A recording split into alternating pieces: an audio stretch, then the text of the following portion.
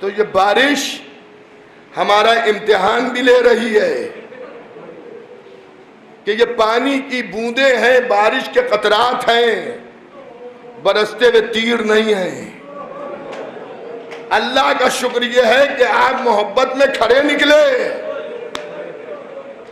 آپ کو بارش نے روکا نہیں، بارش ہوتی رہی اور عزادار ایک مجلس سے اٹھ کے دوسری مجلس میں جاتے رہے، لیکن جب ایام عزائے حسینیہ میں بارش ہوتی ہے تو میرا دل اتنا ضرور کہتا ہے، اے بادلوں کاش کو سن 61 ہجری کے محرم میں کربلا میں برس گئے ہوتے۔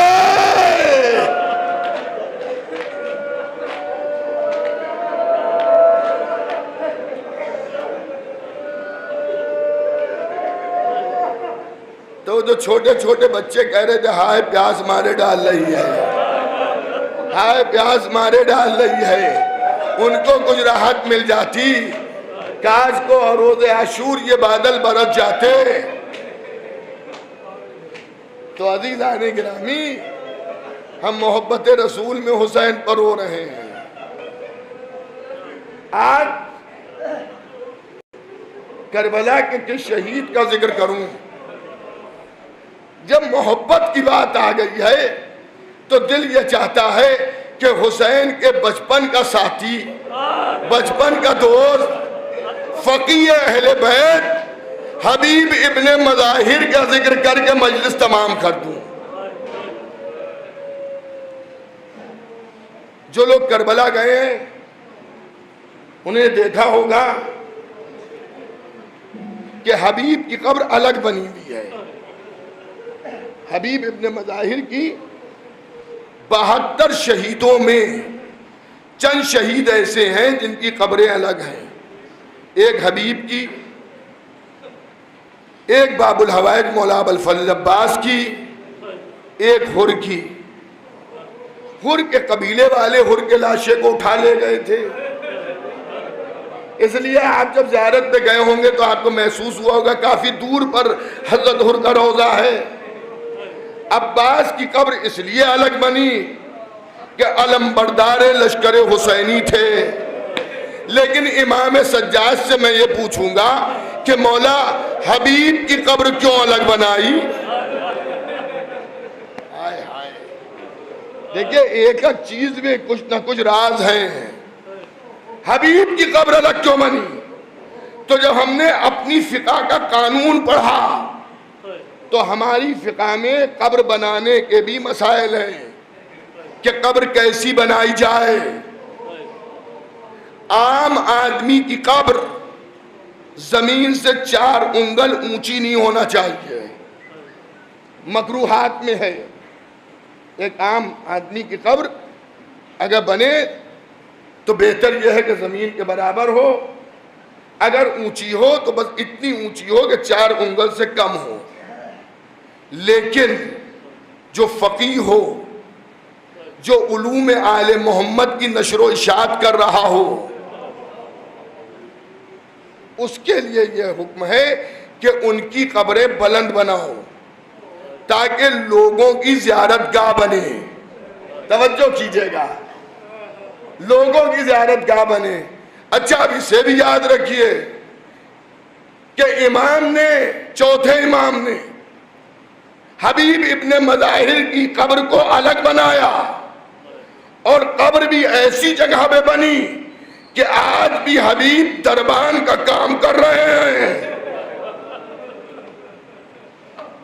وفاداری کا ثبوت آج بھی دے رہے ہیں، بک جانے والا نہیں، ڈر جانے والا نہیں، آل محمد کی دفاع میں اپنی جان کو قربان کر دینے والا۔ تو اسے خط لکھا، حبیب میں نرغہ ادا میں گر چکا ہوں، اگر امکان میں ہو تو میری مدد کے لیے آ جاؤ۔ اچھا یہ خط بھی حسین نے اس لیے لکھا کہ لشکر یزیدی بڑھتا جا رہا ہے، زینب گھبرا رہی ہے، بھیا آپ بھی کسی کو بلائیے، بھیا آپ بھی کسی کو بلائیے، بھیا آپ بھی کسی کو خط لکھیے۔ بہن کے کہنے پہ حبیب کو خط لکھا۔ حبیب کو جب یہ خط کوفے میں پہنچا ہے تو اس وقت حبیب کھانا کھا رہے تھے، اور ان کی زوجہ یہ کہتی ہیں کہ آج میں نے حبیب کی پسند کا کھانا پکایا تھا۔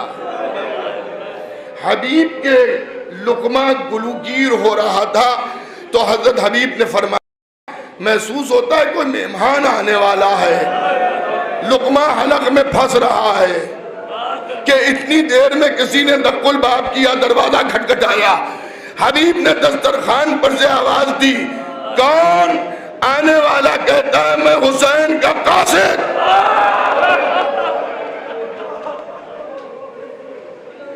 بس اتنا سننا تھا۔ حبیب دسترخوان سے کھڑے ہوئے اور اتنی تیز دوڑے کہ ایک پیر میں جوتی ہے، دوسرا پیر خالی۔ خط کو لیا، چوما، آنکھوں سے لگایا، سر پہ رکھا، اور رکھنے کے بعد اب حبیب خط کو کھولتے ہیں۔ حبیب میرے بچپن کے دوست، نرغہ عادہ میں مجھے گھیرا گیا ہے، کیا تم میری مدد کے لیے آ سکتے ہو؟ کوفے کے حالات اتنے خراب تھے کہ حبیب نے خط کو چھپایا، آنکھوں کو پوچھا، گھر کے اندر آئے تو زوجہ نے پوچھا حبیب خط پڑھا؟ کہاں پڑھا؟ حسین نے کیا لکھا ہے؟ کہ حسین نے اپنی مدد کے لیے بلایا ہے، حسین کربلا میں نرغہ عادہ میں گر گئے ہیں۔ زوجہ نے سوال کیا ارادہ کیا ہے؟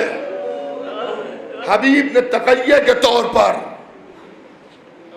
کیونکہ ماحول اتنا خراب تھا، کہ ارادہ کیا ہے؟ میں گھر میں بیٹھوں گا، میں کیا جاؤں؟ اللہ اکبر، اتنا سننا تھا۔ حبیب کی زوجہ اپنی جگہ سے کھڑی ہو گئی اور اپنی چادر کو سر سے اتارا، اور اتارنے کے بعد حبیب کی طرف پھینکا اور کہا حبیب یہ چادر اوڑھ کے گھر میں بیٹھ جاؤ اور اپنی تلوار مجھے دے دو۔ ارے فاطمہ کا لال بلائے،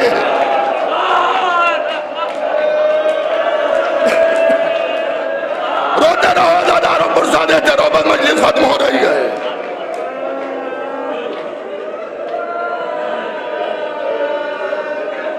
جزاک اللہ، جزاک اللہ، ابھی آپ بہت روئیں گے۔ حبیب رونے لگے، اے مومنہ میں تیرا امتحان لے رہا تھا، میں ابھی جاتا ہوں۔ اس کے بعد یہ نہیں ملا کہ حبیب دسترخوان پر بیٹھے ہو، کھانا کھایا ہو، گھوڑے کو لیا، غلام کے حوالے کیا، غیر معلوم راستے سے لے جا، میں پیچھے پیچھے آتا ہوں۔ حبیب کو آنے میں دیر ہوئی تو حبیب نے اس عالم میں دیکھا کہ غلام گھوڑے کے گلے میں باہیں ڈالے ہوئے گھوڑے کے منہ پہ منہ رکھ کے کہہ رہا ہے گھبرا نہیں، رو نہیں، اگر میرا آقا نہ آیا تو میں تجھ پر سوار ہو کے کربلا چلوں گا۔ حبیب رونے لگے۔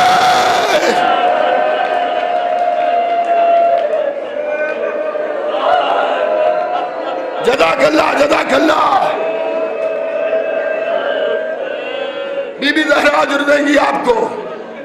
روز محشر آپ کی آنکھیں رونے سے بچیں گی، حسین پر رو رہے ہیں آپ۔ حدیث میں جو آنکھیں امام حسین پر روئیں گی، روز محشر اللہ ان آنکھوں کو رونے سے بچائے گا۔ حبیب گھوڑے پر سوار ہوئے، گھوڑے کو تیزی سے دوڑایا، کربلا کی زمین پر جیسے گھوڑے نے اپنا پہلا قدم رکھا، حسین اپنی جگہ سے کھڑے ہو گئے۔ اللہ اکبر، مرحبا، چلو پاس حبیب آ رہا ہے۔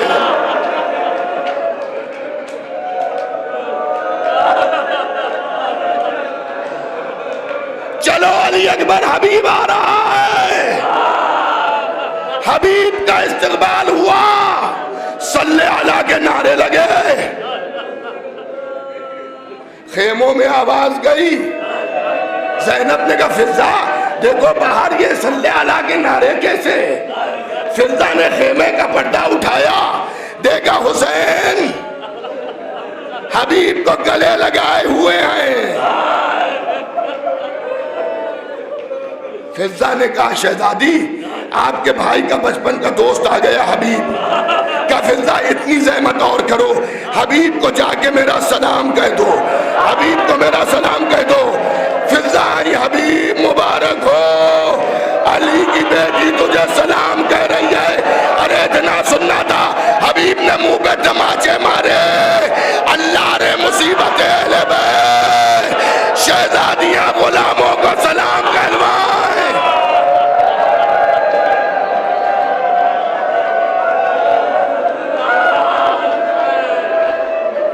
بس ختم ہو گئی مجلس. انشاءاللہ آج بھی آپ روتے روتے اٹھیں گے صف اعضا سے. دن گزرتے گئے, اب حبیب خیام حسینی کا پہرا دے رہے ہیں, خیام حسینی کا پہرا حبیب دے رہے ہیں. خیموں کے چاروں طرف حبیب گھوم رہے ہیں کہ ایک بار حبیب کے کانوں میں ایک آواز آئی, اور وہ یہ آواز تھی, بھیا نانا کے دوستوں نے نانا سے وفا نہیں کی, بابا کے دوستوں نے بابا سے وفا نہیں کی, نانا کے ساتھیوں نے نانا سے وفا نہیں کی, بابا کے ساتھیوں نے بابا سے وفا نہیں کی, بھیا حسن کے ساتھیوں نے بھیا حسن سے وفا نہیں کی. تم نے بھی اپنے ساتھیوں کا آزما لیا ہے, کہیں ایسا نہ ہو کہ کل جب صبح بازار شہادت گرم ہو تو ساتھی ساتھ چھوڑ دیں.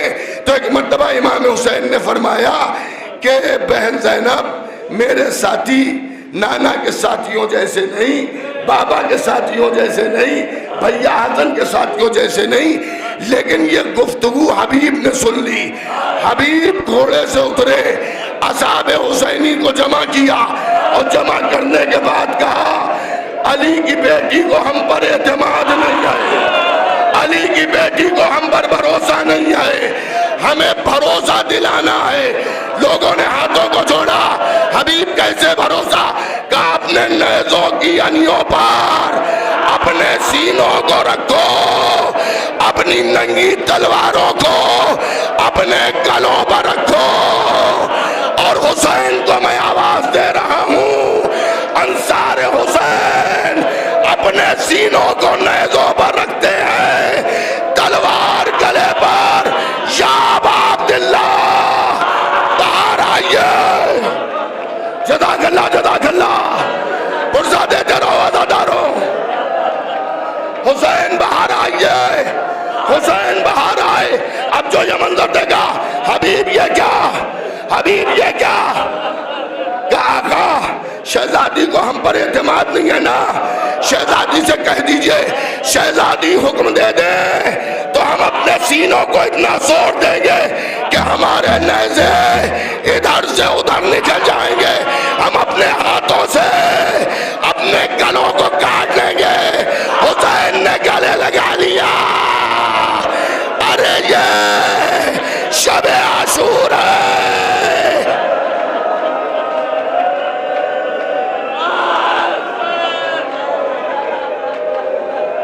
یہ شب عاشور ہے. اب جو زینب کو خبر ہوئی, فضا جا کے کہہ دو ہمیں تم پر بھروسہ ہے, ہمیں تم پر اعتماد ہے. لیکن ایک وقت وہ آیا کہ جب سب گلے کٹائے سو رہے تھے, حسین اکیلے گلے کہہ رہے تھے, کہاں ہو میرے مددگاروں.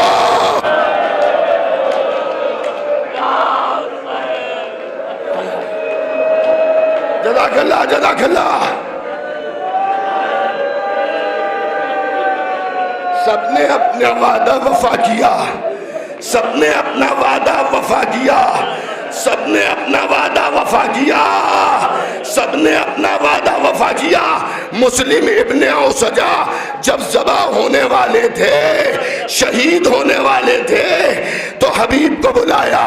حبیب ایک وصیت ہے اور وصیت کر نہیں پا رہے تھے، اتنے کمزور ہو چکے تھے، تو اشارہ حسین کی طرف کیا کہ حبیب حسین کا خیال رکھنا، حبیب حسین کا خیال رکھنا. حبیب نے دبدبائی ہوئی آنکھوں سے کہا اے مسلم، ارے جب تک کہ حبیب زندہ رہے گا، ارے حبیب خیال رکھے گا. ارے جب سب مار ڈالے گئے تو زینب فریاد کر رہی ہے اے حبیب.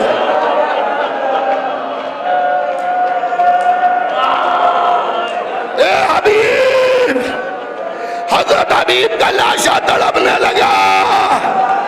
لبیک لبیک. اللہ اکبر. بس آخری دو جملے اور مجلس تمام ہے. آخری دو جملے سن لیجئے.